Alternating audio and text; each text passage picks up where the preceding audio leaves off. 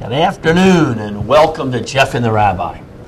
Well, so Rabbi Freeman, we've been reading a lot lately in the Torah about the whole deal with Abraham's children. You got Isaac, you got Ishmael, and we're starting to see there's a little bit of a conflict developing here. Mm-hmm. You know, it really looks like things aren't going to work out too well, and not only are they not working out too well for Ishmael and Isaac, but it seems the descendants for thousands of years, many generations, don't seem to get along too well either.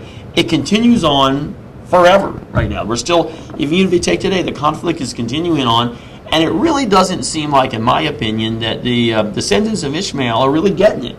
They don't seem to be winning. It's not working out too well for them, and they keep fighting. I mean, even today, we're modern times, they don't seem to be winning the wars. Nothing seems to be going well for them. The more they attack the Jews, the Israelis, the more things don't work out for them. And those Arabs that do work with the Jews, the Christian Arabs, they're living fine. They're living in Israel. Everything is going well. And, I think they thought now with the new president that came in, who seems to be, of America, of the U.S., who seems to be the most anti-Israel, pro-Muslim president, they thought, okay, now we've got a shot. We're going to go in here and we're going to get all the land back, which might have been the intention of both of them. They thought they're going to go back to the 1967 borders and from there wipe out the Jews. But in spite of all that, things are not working out for them. But something inside them, something, let's say, supernatural, keeps driving them forward more and more and more. Keep attacking the Jews, keep attacking Israel. Not going to stop. It seems irrational. It seems like just that definition of insanity that we talk about. You know, you do the same thing over and over and over again, expecting different results. It doesn't happen with those descendants of Ishmael. What's going on? So you're saying, like, why don't these two guys, or those like them, why don't they just, live with the Israelis? These guys are living in some Sheikh Saba al-Ahmed al-Jabbar Right. whatever. Why not? Right? Why don't they say, hey, listen, Israel seems to be good for business. They can do business with them. They're not trying to take over Saudi Arabia. Just this one little piece anyway. Not bothering with Egypt or Saudi Arabia or Iraq or anything. Why can't they just get along? And wouldn't it be in their benefit, their best interest to get along? They just get this one little area, and even in that area, it seems as though the Israelis would allow them to get along.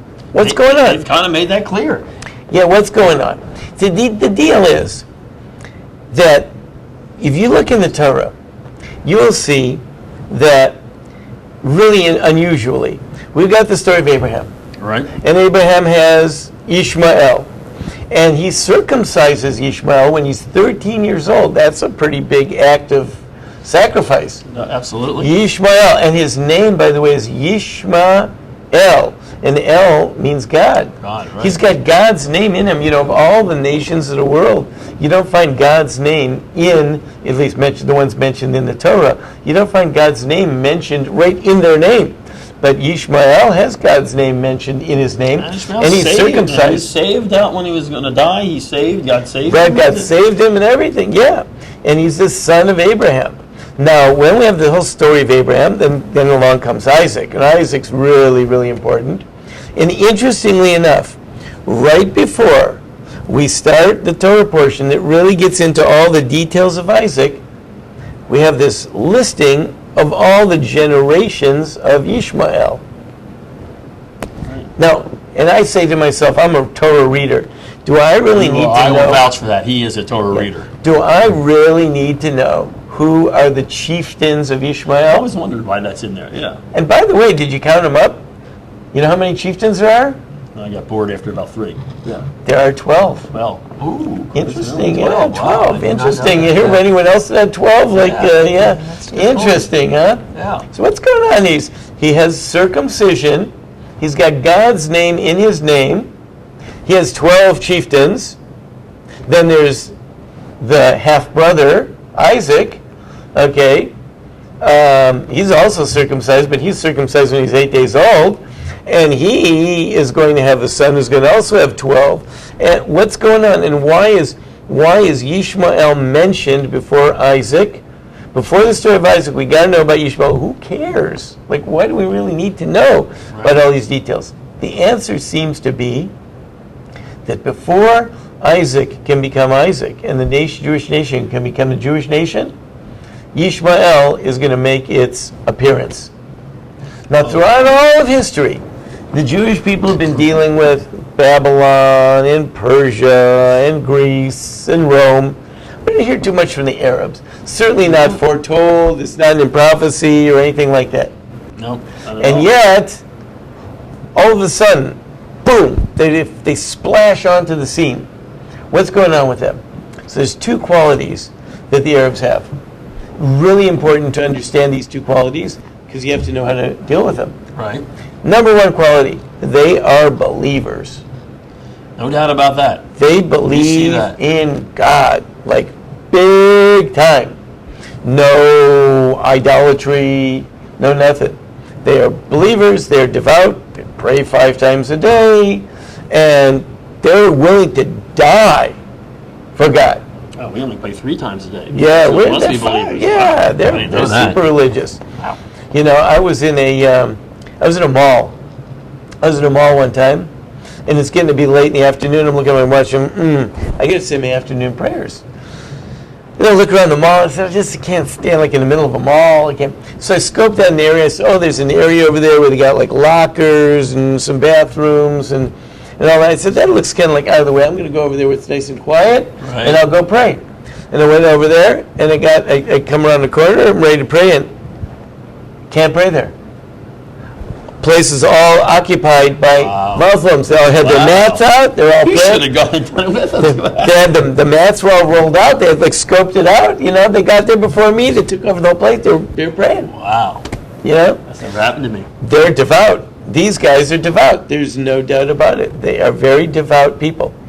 The question is, like, if they're so devout, like, why doesn't God give them the land? Or, you know, why is there this struggle with Israel? What's going on? They're devout. They believe in God. And you know, the truth is, many of them seem to be bigger God believers than the Jews.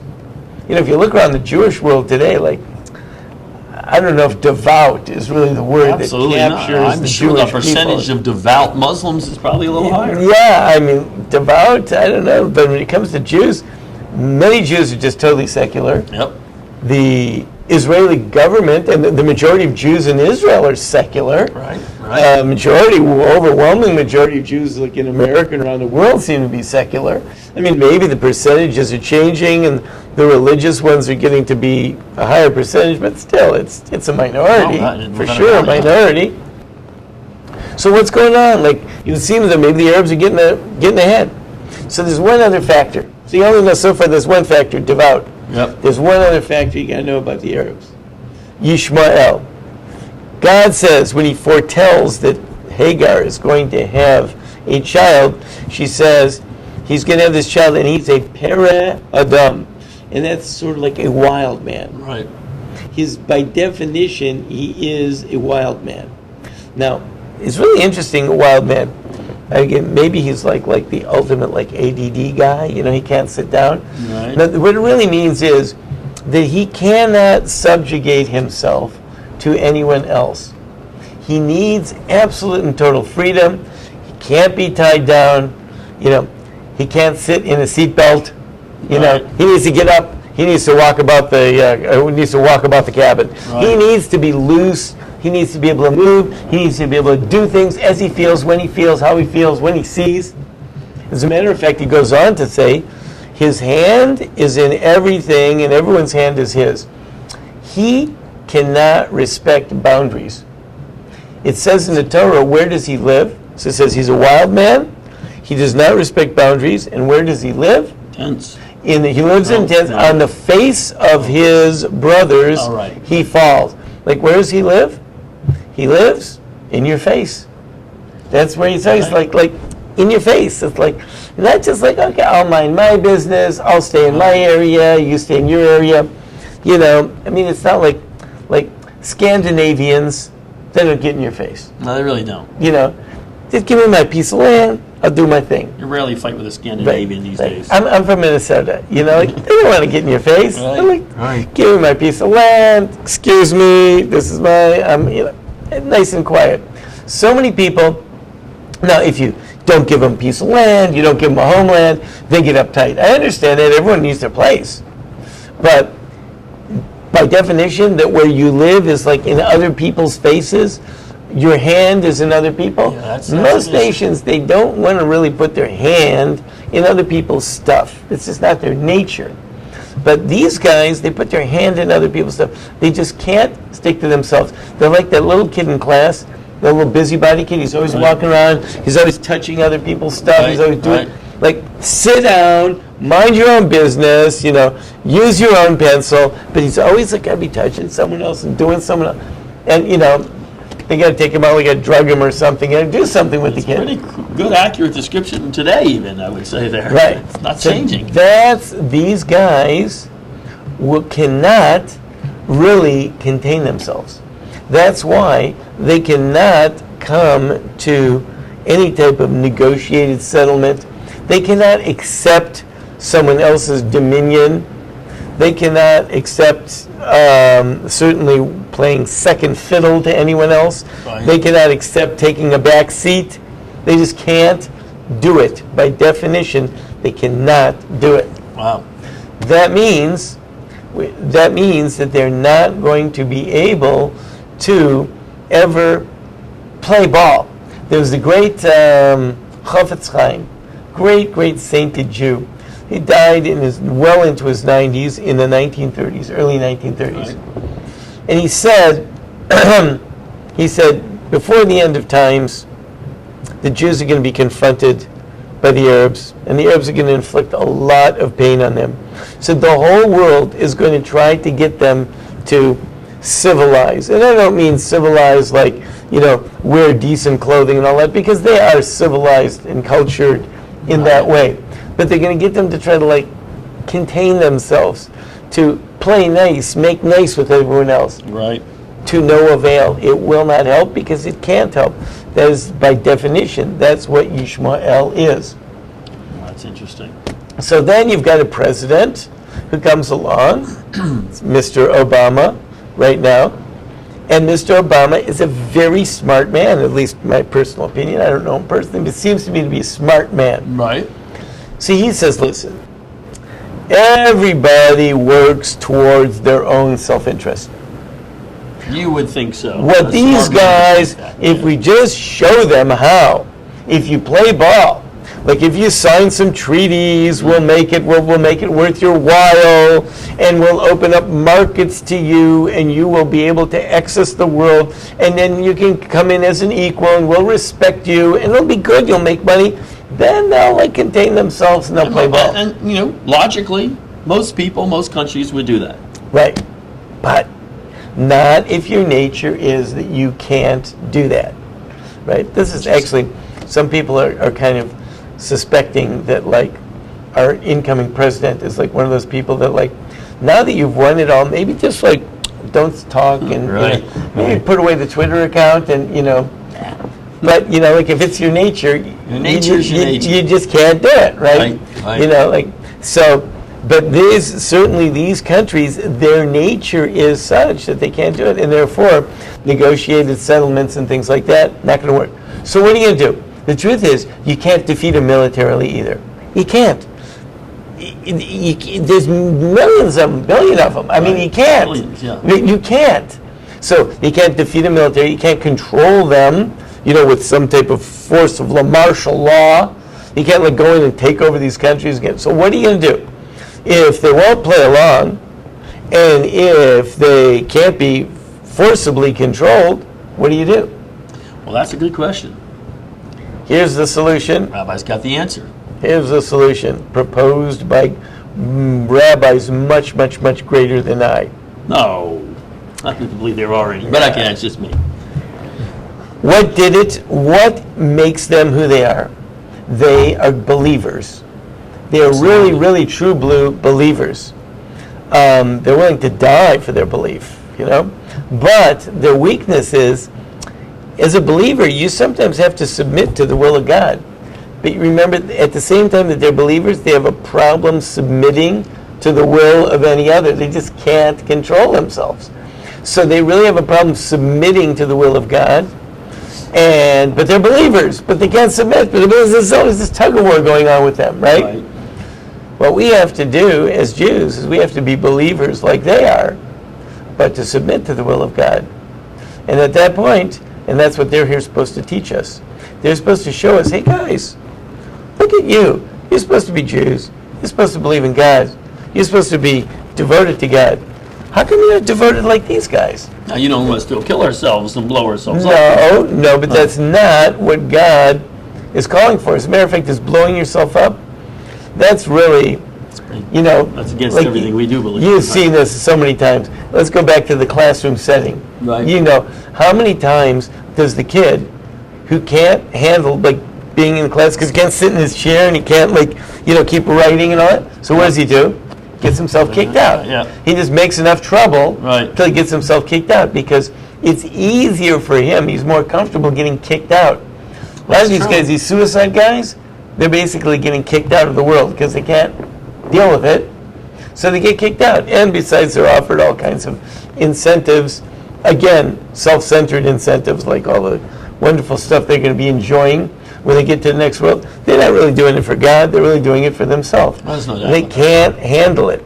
The real challenge is to live in the world, submit to God, which means that sometimes you don't get what you want, and you can't do what you want, and you can't always express yourself where and when and how. That's the real challenge. That's what we're supposed to do. Once we do that, God says, okay, you got the message. They're done. We don't need them to teach you this message anymore, and bye-bye. So you're saying that when the Jews, whether it's in Israel or around the world, when the Jews turn more to God, become more devout themselves as a group, then the world will change, or the Arabs, I don't know, the Arabs, they'll never change, but then it'll all work out, and then they will be defeated. Bye-bye. Now they'll be defeated. Right. So right now, where we have the Jews and with Obama, they make with the Arabs and with Obama make this a deal with Iran, which clearly is a deal for the destruction of Israel, maybe the destruction of the rest of the world. The answer to that for the Israelis and the Jews is to have more faith, to believe in God more. That's right. Show devout. See, from Obama's perspective, it's not Donald Trump. That wasn't. I don't think so. From Obama's perspective, that deal made a lot of sense. It just he didn't realize who he was dealing with. In which case, it made no sense. That one's tough for me to find sense in anybody's. Yeah, it made no sense. But he figures, everyone's they'll fall in line. They don't fall in line. That's not their nature. Giving the radical wild ass of a man, I think is what they call Ishmael. Giving him a nuclear weapon, it somehow made sense to somebody. Right. I'm not sure how that. Right, that really was not. That's not. If you know the players, maybe according to someone else, it would have made sense. If you gave Sven the Scandinavian, that's right. That might have worked. Right, and you told Sven, and remember, don't use this for military purposes. Okay, well, that's the deal. Fair enough. But no, it doesn't work with these guys. But what they are going to do is they're going to teach us to be devout like they are. That's one thing. They really, really, really are believers, and they believe in God. They're going to teach the Jews that the Jews got to be believers and devout like them. That we have to learn that from them. Wow. They're going to teach us. Just the sooner we do, better it'll be. I mean, it's interesting. I mean, but it still. It does put the whole thing in perspective, but then it says, well, what do we do? What do we do as Jews? What does Israel do? It doesn't look like they're planning on becoming more believers. Sometimes it looks like they're going the other direction. It doesn't look like they're going to become more devout. Do we have to have some horrible situation occur? Well, look what happens. They're doing Intifada. So we finally figured out how to deal with that one. Intifada 2, we only figured out how to deal with that one. Then they're doing stabbings. We figured out how to deal with that, I guess, somewhat. Driving cars into, now fires. Now they're starting forest fires. So now we got to set up a whole thing to stop forest fires, right? When they're done with it, they'll come up with the next thing, whatever it is. They'll come up with the next one, the next one. So never in their mind, they've gone from shootings to stabbings to running people over to forest fires is everything. Maybe we should just make a business deal and everybody makes some money. Yeah, right. Well, let's just sign a contract and we'll do this and you'll do that. Let's try that. No one's thinking of that. That doesn't even cross the mind of this type of person to do that. This is like you got the kid who can't sit in his chair. Wow. And he's always being punished, and always being punished, always being punished. And then it never occurs to him that maybe if you just sit in his chair and do his assignments, then he wouldn't have to deal with all these punishments. You know why it never occurs to him? Because he can't. So he simply can't. Torah's pretty accurate in this one, then. And this was, Torah got this one pretty right, and it has not changed. Right. I mean, generations and generations and generations of these people, and I can't think of any other better explanation than what you just As a said. matter of fact, not only has it not changed, but this is the time when it's coming to the forefront. We've never had this clash of these two. Clearly, the Jews and the Arabs are pitted against Right each on other. the world stage. Never. Right in front, right. There have been times, certainly Jews have lived in Arab lands and have either done well or poorly with them for centuries and centuries. Right. But we've never had the two that are officially at odds. Like everyone knows, like Jews and Arabs, Israelis and Arabs. I mean, Right, that's right. the Israeli-Arab conflict. Like that's what it's all about. The whole world is like all about the Israeli-Arab conflict. Like it's such a focus. It's coming out now. Why? Because we're at this point where the Jews are getting ready to move back into their homeland. That's when the whole thing comes to the fore. So from the biblical perspective, God is saying, listen, Jews, I'm not going to give you the land until you learn to be devout and use it properly. And you know what? If you're not being devout and using it properly, I got these people over here, they'll show you how to be devout. Not in a good way. Yeah, and you're not going to be happy with the way they teach the class, because they don't teach the class in a pretty way. Well, someone needs to get this word out. Maybe have like an internet show or something. Oh, wait a minute. Maybe somebody's been forward this show, because makes logical sense. That's right. Just it can be a lot easier. like if we it, go this yeah. way. Like this, send it, share it. Right. But very interesting, though. Very interesting and very accurate, because it's hasn't changed in thousands of years. Really, you think, why would it even be happening? Why? Like, why? What's going on? There's It doesn't no make a logical bit of sense, right? Well, unless you look at it like this. Now, if someone's got a better explanation, I'm willing to hear it. But Yeah, we got room up here for another person up right, there. so far, I haven't heard one. No, I agree with you. No, I'm with you. I'm signing on to that deal. Okay. I believe it. All right, watch this. Share it with your friends, your neighbors, your Muslim cousins. Tell these guys about it. All these guys. Yeah. All right, we'll see you next week.